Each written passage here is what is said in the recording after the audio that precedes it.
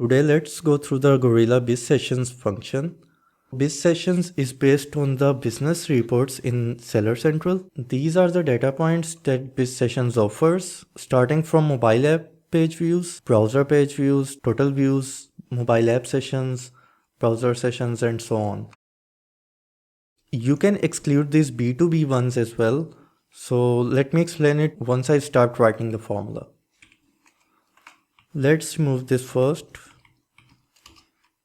So the first parameter is seller ID. Seller ID is always required.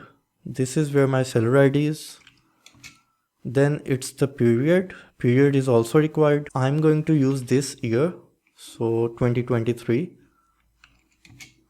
Then we have the filter. Filter is where you define SKU or SKUs or SIN or SINs. This is where my SKU list is. I'm going to use SKUs.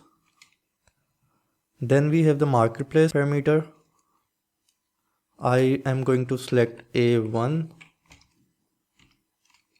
Then B2B. By default, B2B is set to include. So B2B data points will be included. But let's try exclude this time.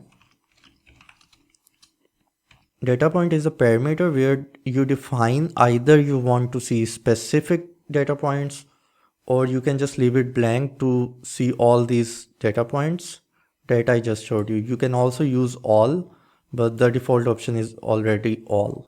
Day, start date and end date, that depends on what you have selected in the period parameter. Since I have selected this year, days, start date and end date will be ignored even if we type something there. I will need to use custom if I want to either use days or the start and end date. Then we have transpose. Transpose is what it says. It will switch the rows and columns. So the SKUs will be shown in a row and the data points in a column. Let's use this function. So now we should have all the data points excluding the B2B data points. So this is what I get.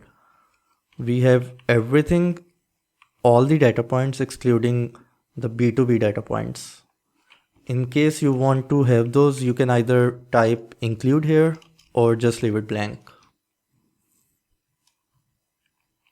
So now we have the B2B data points as well.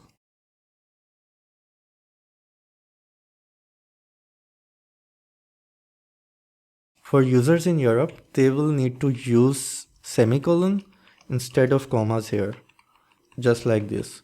This is mostly the case for people in Spanish speaking countries and depends on their locale settings. In case you run into an issue where your subscription ID does not save, try using incognito mode to bypass Google cache issue. Other than that, it is always recommended to use ranges wherever possible, just like this, instead of doing each SKU or SIN one by one. Thank you.